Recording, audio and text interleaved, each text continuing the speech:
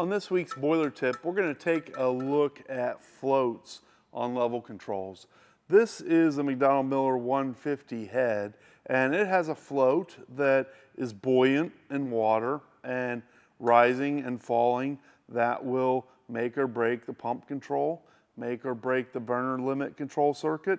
And as you can see, this float is intact, and from the factory, there's no water in it.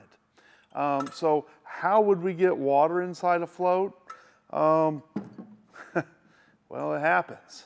Boiler water can be corrosive, feed water can be corrosive, and if we get a perforation in a float, we'll eventually get water inside it. Well, this one obviously would be flooded with water, and in this particular application where we're controlling a float valve, the water would keep it from floating, so we would be stuck open and have excess water going into the tank, etc. So if you have level control issues on a tank and it's float controlled, it's obviously a good idea to pull that out and have a look at it every once in a while.